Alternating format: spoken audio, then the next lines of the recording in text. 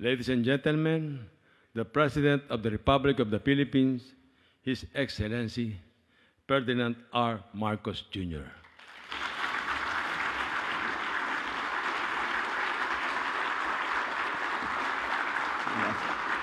Please be seated. Maraming salamat sa ating Human Settlements and Urban Development Secretary, Secretary Jerry Acusar, at sa kanyang magandang pinalabas. May pagka-showbiz ang ano natin, itong chairman's report natin. Andito rin po ang ating kalihim ng Department of ng DOLE. At nandito po ng Labor Department, nandito po si Secretary Benny Laguesma na siyempre isa sa sektor na binibigyan ng serbisyo ng pag-ibig at saka ng lahat ng housing is the labor sector. Pag-IBIG Fund CEO Marilyn C. Acosta, who nag-uusap kami at we were recalling the evolution of all of the housing programs, that starting from what was then the Ministry of Human Settlements, where the original concept of housing development was evolved not only from the construction of structures for people to shelter in, but also the construction or the forming of communities, kaya human settlements, para naman maging maayos, maging maganda ang tinitirahan ng ating mga kababayan. And of our proverbial host here is Pasay City Mayor Imelda Calixto Rubiano, the members of the HDMF, the Board of Trustees, and the Management Committee, ating mga kapartner sa private sector, lahat ng mga opisyal at ng staff ng Pag-IBIG Fund, ang aking kasama sa ating serbisyo publiko. Ladies and gentlemen, distinguished guests, magandang hapon po sa inyong lahat. Allow me at the outset to extend my warmest greetings to all the officials and employees of Pag-IBIG Fund, the Pag-IBIG Fund members and stakeholders who are present with us today, as we are gathered for the Chairman's report to the public on the state of the Pag-IBIG Fund. It is the government's fundamental goal to ensure adequate access to decent and affordable housing for our fellow Filipinos, especially in the face of a housing backlog, which I think the working number that we have is 6.5 million units ang kakulangan sa ating pabahay para sa ating mga kababayan, kaya ayan ang ating laging ginagawang target. And that is why my father, President Marcos, envisioned, hindi ko sasabihin yung senior kasi mumultuhin ako niyan. Pag sinabi ko yung senior, sasabihin niya na matanda na raw siya. Ayaw niya yung senior. My father envisioned when he issued Presidential Decree 1530, which established the Home Development Mutual Fund, the HDMF, in 1978. This fund was to enable shelter financing through a system of voluntary contributions from its members, both from the public and from the private sectors. 45 years on, with the rapid growth of population, our country is still presently faced with this challenge. As I said, no less than 6.5 million socialized housing units are needed to stabilize the situation. And it is a daunting task when we look at it. But if we break it down and we consider the manifold physical, social, and economic factors that must be considered, we consider them in turn, we see that there is a way to achieve that number of 6.5 new housing units.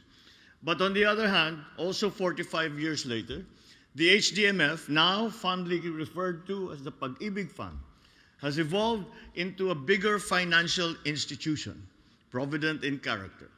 With more than 2.6 million members, it offers a diversified range of financial services and income-generating endeavors for the mutual benefit of the members, ever guided by sound fiscal management practices and actuarial science. And we are confident that this is achievable because we look to the record of the Pag-IBIG Fund and that those sound management practices and, shall we say, very conservative fiscal management has always been in place. And that is why it is possible for Secretary Jerry to come and to show us the new figures for which we are very happy about, since, as has been mentioned, they are the best record of any year since the inception of the Pag-IBIG Fund. The Pag-IBIG Fund posted an unprecedentedly high figure since the time of 1978, by all the different facets, from members' contributions to housing loans released, to loan collections, dividends declared, all the way to its total assets and net income. This is clear evidence of a highly astute and competent leadership and financial management of that fund. And for that, I congratulate you, and you should pat yourselves on the back and give yourselves a round of applause. To see these results for 2022, the members will be assured as to the soundness of the fund's financial position, the safety of their own contributions and investments, and the fund's continuing reliability as a provider of key financial services and as a vehicle for their personal savings and investments. It is very encouraging that through the years, that in spite of periods of volatility, uncertainty, and sometimes very complex challenges, including the supervening pandemic, the Pag-IBIG Fund has remained true to its original vision, and that is to provide a secure savings program, a dependable and affordable housing, to be able to give dependable housing loans and affordable housing loans for the benefit of its members.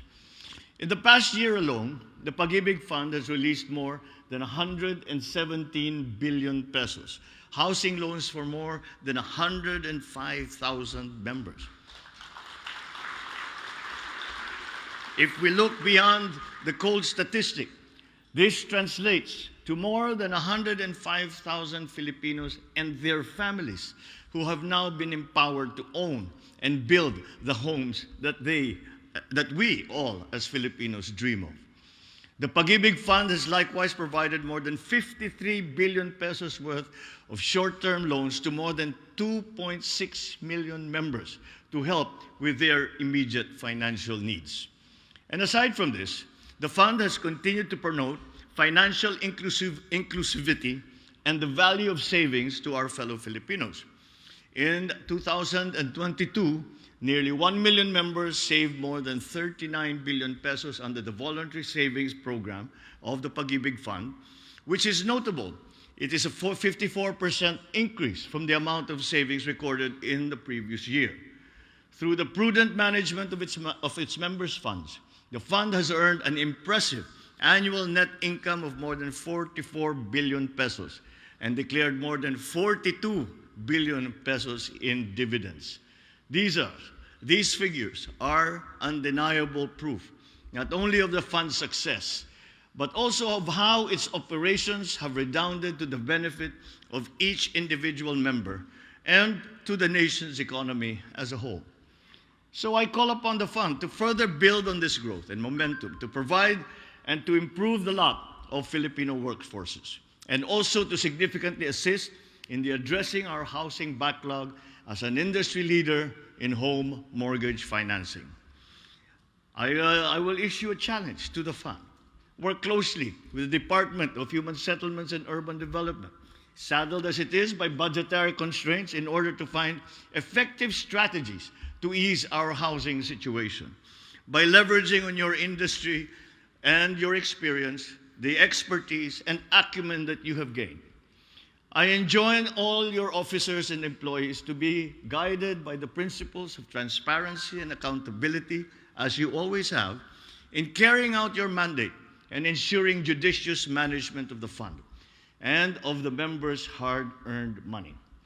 It goes without saying that as public servants, we must maintain the trust and the confidence reposed in us by government institutions, especially those financial in nature, and more importantly, by the people.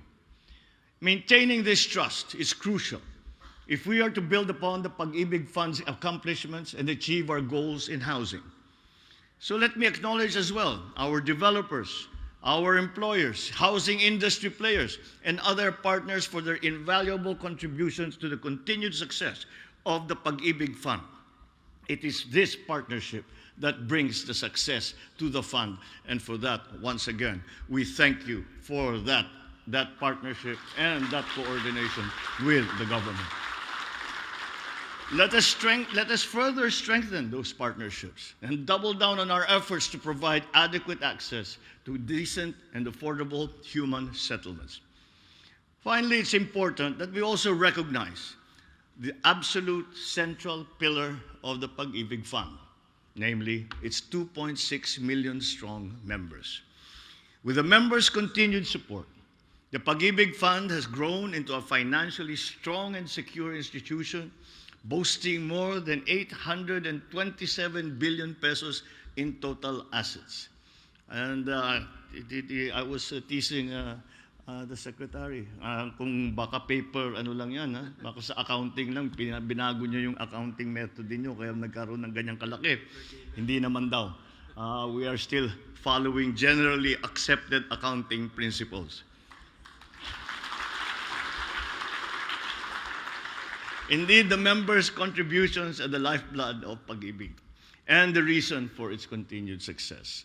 So I exhort our members to remain ever productive in their employment and commercial pursuits so as to continue to sustain the Pag-IBIG Fund, animated by the same spirit of mutual help and benefit that was the theory and the blueprint and the concept behind the creation 45 years ago of the fund. Indeed, the Pag-IBIG Fund has been an exemplar of pagtutulungan, of mutually beneficial multi-sectoral partnership, and even of love, as so aptly etched in its name, which has become a Filipino household term for almost half a century. Let us continue to work to provide every Filipino with a dignified, comfortable, productive life, with a home that they can truly call their own. Thank you, and I wish the Pag-IBIG Fund continued success in the years ahead. Congratulations on the wonderful performance that is being reported here today, and keep up the good work. Maraming salamat po sa inyong lahat at magandang hapon po sa inyo. Thank you, Mr. President.